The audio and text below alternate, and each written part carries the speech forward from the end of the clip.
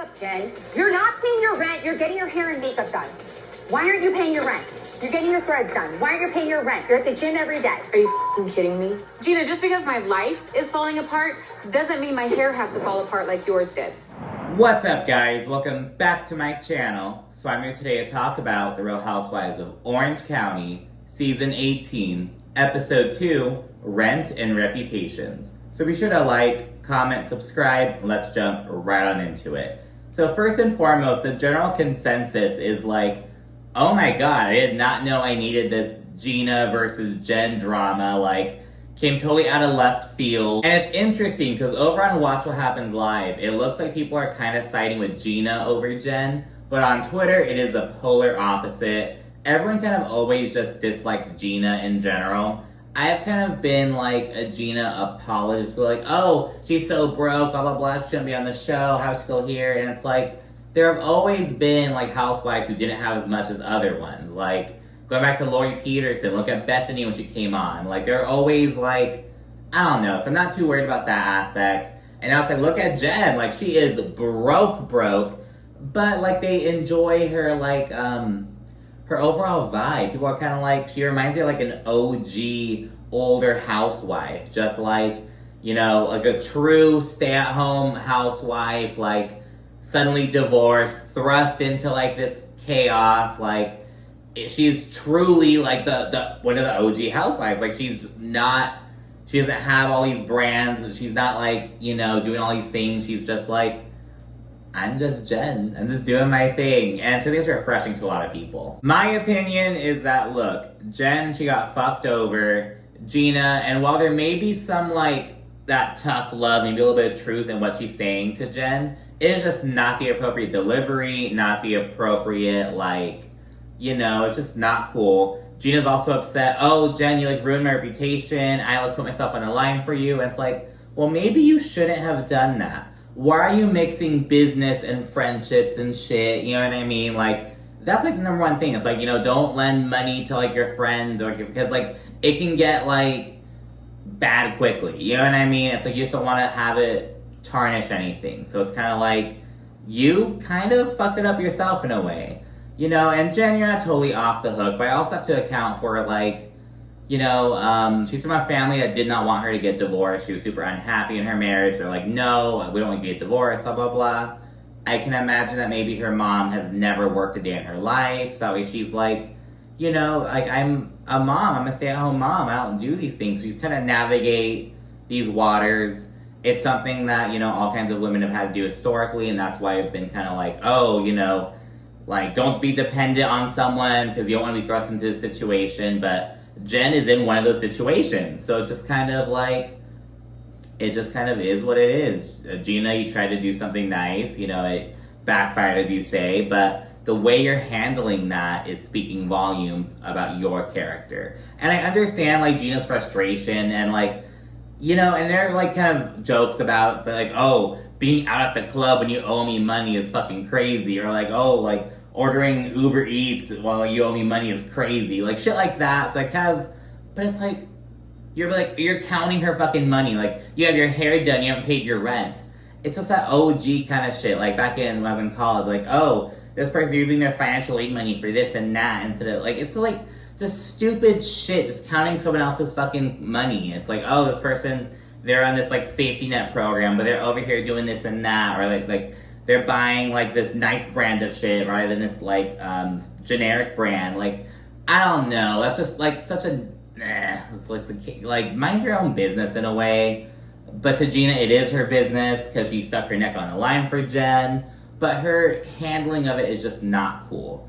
I get why Gina's upset. I'm not saying that Jen is totally, like, off the hook, but it's like, you put yourself in a situation and your handling of it is shittier, I feel. Like, she's saying that Jen ruined her reputation, and it's like, what reputation at this point? Like, I mean, I guess that doesn't really matter. It's like, you tanked your reputation before it even had a chance to, like, grow and build naturally, so. But there's that. It's like, what? You haven't even been into business like that. Like, you don't even really have a reputation to be tarnished at this point. Like, you're figuring it out. Also, if you're building a reputation, why are you, because Jen, I could see that being like a risk. It's like she's, you know, a newly divorced, she's not working. Like, why are you sticking your neck on the line for her like that? why would you do that as a new realtor trying to build your reputation? Like, that just doesn't sound smart. And Gina's all calling Jen stupid and not smart and shit. Acting like some fucking business maven all of a sudden. Like, that's not fucking cool. Like, you're being such an asshole for, like, what reason? And again, Gina's saying that her reputation's getting ruined by what Jen did, but it's like, look at what you're doing. Like, do you think you're helping your reputation by your handling of this? Like, girl, please. But anyways, going to the top of the episode, we pick up with the fight between Shannon and Alexis. Alexis then goes inside and gives Tamara and Heather the rundown. And Tamara's like, look, Shannon and I aren't in the best situation right now, but I still care for her. In fact, I texted her after learning about Alexis and John's relationship. And we see a screenshot that this did happen. Shannon, however, has a different opinion about Tamara being there for her. And she says that after the fact, Alexis posted, like, it was like a selfie, probably like, oh, I have so many great things going on. Like, something like, it was just a selfie of Alexis, though. It wasn't a picture of her and John. It was a selfie of her. But it was probably like, oh, a reflective, bringing in positivity type of bullshit. And Tamara, like, commented these clapping emojis, these applause emojis.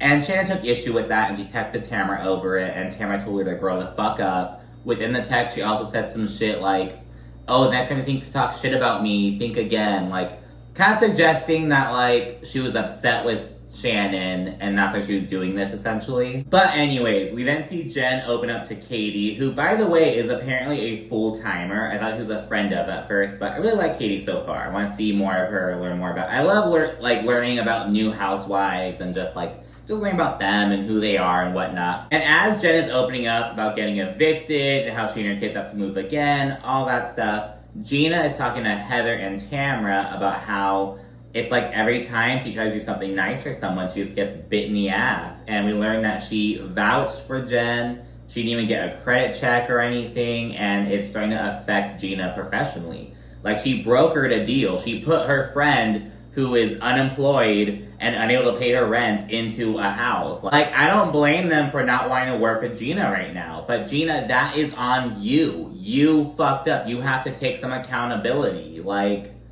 you put your broke friend into this house. Like, girl, yes, you're angry at your broke friend, but like, bitch, what are you doing? Anyways, going back to all the dynamics within the party going on, Shannon is kind of being snarky with Alexis, kind of saying shit under her breath on the side and whatnot. And Alexis kind of catches on to some of this, and she says in the confessional that Shannon, who is 13 years older than her, could be her mother. Girl, like, shut the fuck up. Like, okay, Alexis, like, whatever. Like, older like, your mother, like, really? You're gonna, like, she's 13 years older, you fucking weirdo. Jen then approaches Gina, and she's like, hey, I would like to plan a lunch with you. Now's not really the time or place to talk, but I'd love to sit down and have a one-on-one. Gina's open to this, so we'll see this later on. As the event goes on, Jen makes some self-deprecating jokes about her financial situation, because there's this, like, if you've taken a kid to Chuck E. Cheese, you know, like the little ticket blaster, like where the kids goes and like grabs the tickets, or on game shows, or like they have to grab money or whatever, like one of those kind of things, but it's with all these questions, because this party's all about like, oh, a new year, new beginnings, so like these little reflective questions. And Jen's like, damn, Heather, you should put some money in there. I could have been in there all day long, just kind of joking about that. So I like Jen. I think she's lighthearted, you know, like, and yes, maybe she needs to lock in a bit more, but like, I like her, like as a person, she seems cool, you know what I mean? As like a business woman or like a career woman, but she hasn't really had that, like, she's a housewife. She's like a true housewife, you know, so I'm not being too hard on her for that, you know what I mean? It'd be different, like, with Ashley Darby. She was on Potomac for like 7 years before she did anything, any business-related thing. Or actually, and that's just like with G&A type shit. That was like that was really her first like thing she pursued. And it's like, girl, you're working, like you're doing shit with your husband at the time and his business, like, or actually they're still married, I don't know why I said at the time. But you get what I mean? Like, Ashley is a working woman, and she was not utilizing this whole ass platform. Jen is not a working woman. Like, she's not. Like, it's just like, What's another example? Like, I guess one could argue that Luann went from being like a true housewife to being like more of a business person. But even then, she was like a socialite. She had to do these events. So that in itself is kind of like work in a way. Like, at a certain point, like going to parties and socializing and networking is work for those like type of people. So I don't know if they want to see Jen do something similar to that. But it's like, she's just figuring it the fuck out. I'm enjoying the ride. I don't know, bitch. Anyways, that was a huge little tangent. During the little question activity, Alexis gets a question and it's like, what is your friendship goal for this upcoming year? And she says that she hopes that she and Shannon can kill any animosity between them. And it's super sweet for like 2 seconds, and then Tamara's like, you might have to stop fucking her ex-boyfriend to make that happen, so that kills the moment. Tamara then goes and gets a question asking what she wants less of this year, and she says, fake-ass friends. Obviously referring to Shannon, so you know, whatever. Then at the table later on, Alexis speaks on this ring that John gave her, and they're like, oh, is it a promise ring? She's like, no, he promised this ring to me, but it's not a promise ring, it's like a promised ring. I'm like, what the fuck are you saying, bitch? So, I don't know, it's so odd. They've only been together for a couple months.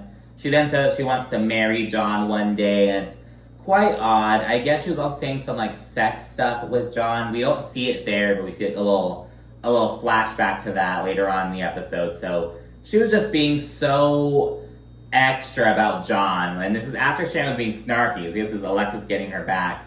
But yeah, Shannon feels awkward, gets up from the table, goes to the restroom. And Tamara sees this and gets up and goes to go check in on her.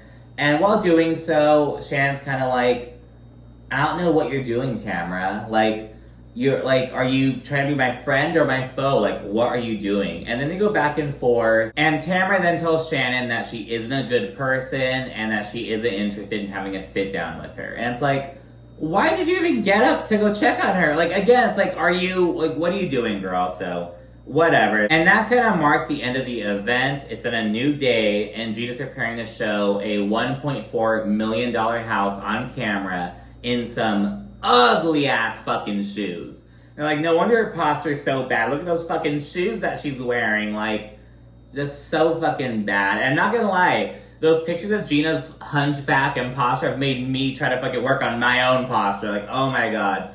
But yeah, and it's also kind of odd, like, are these real clients? These can't be real clients. Like, you have to have them sign a release. Like, these can't be real clients. Like, and especially like, oh, they're gonna have their faces and have us see their house. Like, there's no way they're gonna get this house if they're appearing on camera to see it. I bet they're Gina's friends, maybe. Like, how the fuck? I don't know. It just seems like an odd, like, oh, hey, I'm gonna show you this house. Can you sign this release form? Or, like, I don't know. Are they getting a kickback for? I don't fucking know. Afterward, Gina FaceTimes Emily, and she vents about how an agent left her hanging and essentially cost her a deal because they didn't want to work with her as a direct result of the Jen situation. And they discuss how Jen's probably gonna move in with Ryan. They're like, oh, you know, like, what other option does she have at this point? Like, she's gonna have to move in with him. Like, there's just no if, ands, or buts about it. Gina then says that Jen's gotta work. And Emily says, oh, she won't do that because it'll cut into her gym time. Just kind of talking shit and whatnot. And it's like, Emily, your husband was unable to pass the bar exam until they lowered the requirement due to COVID. And we know that because you fucking told us. Didn't he like rent a house so he could like fucking study and concentrate and still wasn't able to pass it? They're like, oh, she's not gonna work. She's gonna fucking, because she's at the gym. What is your husband? He's fucking loser? Like, okay, Emily, you know, whatever. Gina then says that Jen is taking food off of her kids' plates, and now it's a fucking issue. And she then notes that she would do anything to support her kids, kind of suggesting that Jen would not. So we're starting to see that kind of heat up. We then see Jen, Shannon, and Katie link up. They have a little walk and talk session. We then learn more about Katie, and she and her husband, they've been married for about 7.5 years, and they met while working as travel reporters, both covering golf. And I love learning more about people and their like careers. I just really love it. Anyways, Katie then explains that she saw Heather at Sutton's Christmas party, because remember, Katie and Sutton are friends. And she says that Heather stared her down and looked away. So we're going to see some Katie versus Heather shit going on later on. I'm very excited for it. And Shannon then says regarding Heather that she doesn't really know where they stand, because she notes that last season, Tamara was all in her ear, telling her that Heather's saying this and that, talking all this shit about you. And now Shannon's really doubting that. She's like, I wonder if any of that was true. And as they're speaking about these dynamics within the group, Jen mentions that she thinks Gina has some beef with her regarding the eviction situation. And she questions why Gina, as her agent, would be speaking about the situation to like Emily and Tamara, who have both approached her and asked her some questions. So she's like, why are you gossiping about my situation? And again, that's where Gina's fucking up even more. It's like, you are not handling this right. Katie then asks Jen what Ryan does for a living, and Jen's like, currently nothing. And she notes that Ryan did mortgage stuff for a few years before switching to real estate development. And she's like, there's no office, and he's just always kind of chilling. And that's not a red flag to you? Two unemployed people, like, you can't, like, this... I'm like baffled. We then check in with Katie at home and learn more about her. She shares that she was raised in a white family after being adopted from Korea as an infant. She has a 19-year-old daughter and a 6-year-old son. With her current husband, she has only a 6-year-old. The 19-year-old daughter is from a previous relationship. She also has a 17-and-a-half-year-old son who lives in San Diego. He wanted to finish out the school year down there. I guess they used to live down there. So he's down there doing his thing. She noted that, like, she has a family member living with him. Like, she kind of explains some of it more online. She then notes that she has a 14-year-old son who lives in Atlanta full-time with his father. So yeah, she has 4 kids in total. She notes that her oldest daughter, she had her when she was 20 years, like on her 20th birthday. And she's like, I beat teen pregnancy. And it's like, well, not quite. You're still pregnant as a teen, but, you know, she's kind of joking about that. And yeah, due to how she grew up and was raised, Katie's kind of estranged from her Korean roots, though her daughter has really taken an interest in her Korean heritage, and so it's cool to see that and whatnot. Emily, Gina, and Shannon then link up, and they're practicing for an upcoming flag football game. We don't see this in this episode, it'll be the next one, I believe. Emily's inviting everyone, and she notes that things with Alexis are kind of weird right now, because they're friendly. Like, we've seen Emily bring Alexis on to like have lunch and shit in previous seasons, but she doesn't think that what Alexis did at the event was cool. She thinks that she was being kind of difficult. She doesn't like how she was treating Shannon, all that kind of shit. Gina then mentioned that she still does not like John Jansen, because again, Alexis is writing hard for John. She's like, you guys just don't know him like I do. You just don't know him, even though these women have known John longer than Alexis, but you know, whatever. And Gina's like, you know, I still don't like John. A couple scenes ago, he was like, fuck Gina, blah, blah, blah, like talking shit about Gina in support of Shannon. But you have to remember, Shannon was on an island that season. That was such a hard season. She only had Noella, who was Noella even a full-timer? She was a full-timer. But, like, you know, she didn't have anyone that season. And so I never liked the husbands getting involved, like, with in arguments and shit, but he didn't get involved in the argument. He was supporting Shannon off to the side. He didn't go into Gina's face, talking all this shit. He was saying, like, no, fuck Gina, whatever, like, you don't need that shit. I didn't really take issue with that. I would take issue if he, like, got into Gina's face and shit, was saying this shit to her, but it's like, he's defending his partner, his girlfriend, whatever, who is going through it. So, I don't know, I think that's different. Like, that's like private shit, you know what I mean? So, whatever. Shannon then opens up about how everything changed since completing her program. I think she needs like this alcohol treatment, this rehab program or whatever. And she notes that it's really hard to navigate the situation. She then says that she understands what Gina went through, and she actually apologizes for just not supporting her more. Gina, she appreciates this apology, and she offers her own support and really kind of helps uplift her and whatnot. And she says that she thinks it's Shannon truly being honest for the first time. Tamara and Eddie, they then ride their motorcycles to this little hole-in-the-wall ass establishment, and she's kind of talking about how Eddie wants to move to Big Bear full-time, and she loves being out there, but she's kind of like, I want to be a mountain woman. Like, I like having both, like being in the city, having a fast-paced lifestyle, and getting to go escape for a week in the mountains. So I get that. So she's kind of like trying to navigate that and whatnot. She's never going to move full-time while she's still on the show. Never going to happen. And as they chat, Tamara admits that she is angry with Shannon because Shannon is lying about getting help and lying about her progress. And it is frustrating for Tamara to see, allegedly. So yeah, she's just lying to everybody, allegedly, about her sobriety.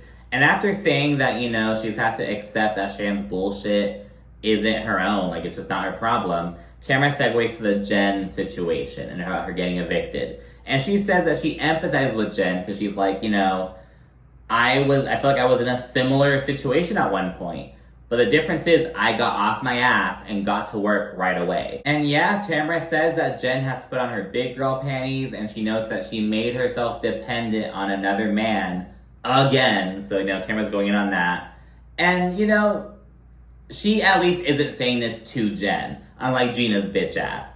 She then says that Jen admitted that, you know, if she and Ryan split up, she would have to move to Oklahoma. She would have, like, no other resort other than moving back home with her parents, basically.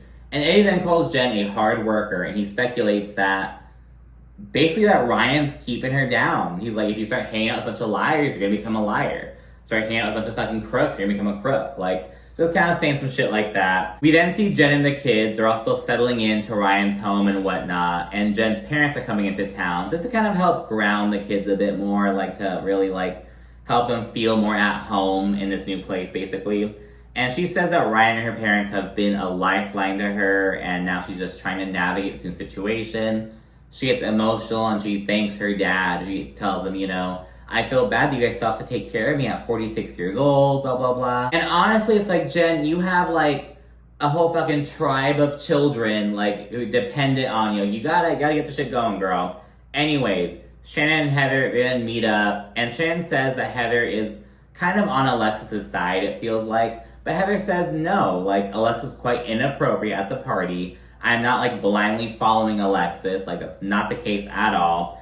And then she notes that she's just been seeing a lot more of Alexis lately. Like, it's kind of similar to over in New Jersey, how Margaret's like, oh, Paul likes Teresa more than me. And she's like, no, that's not the case. We just see Teresa more. You pulled back. It's kind of similar. They're like, you know, you pulled back, Shannon. I just see Alexis more. Like, I'm not blindly loyal to her. I'm just closer to her, it seems like. And with that out of the way, Heather then asked Shannon if she told Tamara, oh, we have to take down Heather Dubrow last year.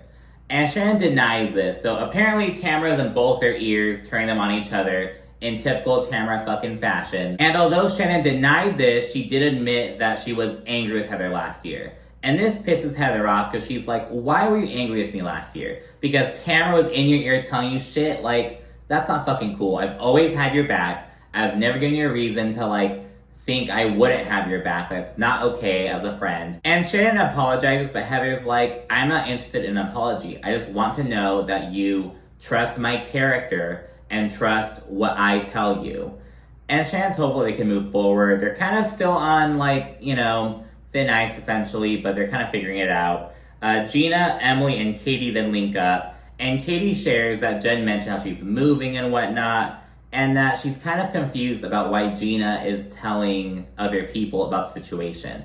And Emily's like, I figured that shit out. It doesn't take a fucking genius. She mentioned on Instagram that she's moving. Like, of course, like, what other reason would be other than, like, you're getting evicted? And this pisses Gina off, and she's like, Jen put me in an awful situation because I'm the one who brokered the deal that she wasn't able to, like, fulfill. And Gina notes that Jen should be more concerned about taking care of her children other than what people are saying about her. And it's like, oh, bitch. And Emily adds on that in addition to the eviction situation, Jen is, like, supposedly close to losing her car, blah, blah, blah. And Gina again reiterates that Jen should be more worried about taking care of herself and paying her rent rather than, like, trying to assign blame for the situation.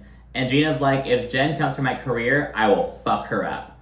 So yeah, she is, like, laser-eyed, out for blood type shit. And the last scene is Jen and Gina meeting for coffee. And Gina says that's hard for her to even look at Jen because Jen has her hair done, she has glam, she has her nails done, she has new clothes. And it's just like, okay, Gina. And Gina's basically like, at least look like you're on hard times. Just don't fucking be over here not paying your rent and looking fucking fabulous. Like, what the fuck? And yeah, they immediately dive into it. Gina says she's not happy about the situation, and Jen's like, so what? Do you think I intentionally just went into this thinking, oh, I'm gonna fuck Gina over. I'm gonna not be able to pay my rent, blah, blah, blah. And Gina's like, no, I don't think you put much thought into any of these things. And this begins the trend of Gina just thinking that Jen is stupid. Like, oh, Jen, you're just not smart. You don't get it. Like, just really just patronizing. Like, just so fucking pathetic. Like, Gina got her fucking real estate license and she thinks she's this big old bad bitch. And it's like, okay, girl, like, whatever. Jen says that Gina's being shitty, and I totally agree. And it's like, well, hold on, bitch. It's gonna get a whole lot worse. And Gina then says that Jen needs to grow up, pay her bills, and take care of herself and her kids. And Gina's like, oh, it's not your ex's or Ryan's responsibility or your parents' responsibility. It is your responsibility. Just really going in on her. Like, it's like, did Gina's mom talk to her like this? And that's why Gina feels the need to do it. Like, I feel like she's trying to, like, she's projecting her own shit. And it's like, I don't get it, girl. And Gina starts patronizing Jen just straight up. She's like, oh, I understand that you don't get these things. So I'm trying to break it down to where you can understand it. Just really talking shit, just being such a bitch, basically. Jen starts pushing back a little bit. And Gina then says that, oh, you should be paying your rent rather than, you know, getting your hair and nails done or being at the gym all day. And Jen has a savage confessional clap back to this. Are you f***ing kidding me? Gina, just because my life is falling apart doesn't mean my hair has to fall apart like yours did.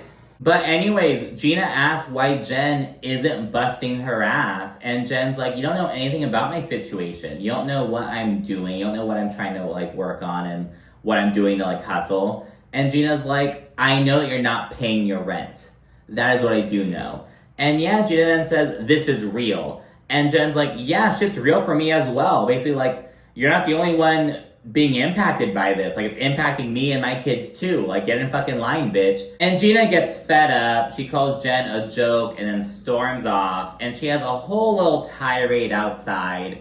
And again, I don't like that Gina's calling Jen stupid and dumb and whatnot. But the last scene is Jen just, like, staring off, sitting at the table. Like, it reminded me of those memes, like, are you fucking stupid? Me. Like, you know what I mean? So I was like, oh my gosh. But yeah, it was just like, Gina's just doing too much. And again, even if there is some truth to what she's saying, this delivery, this handling of the situation is just so shitty. Like, I don't know, girl. But yeah, let me know what you think in the comment section. Be sure to also like, subscribe, and of course, stay tuned for more. Thank you for watching. Bye.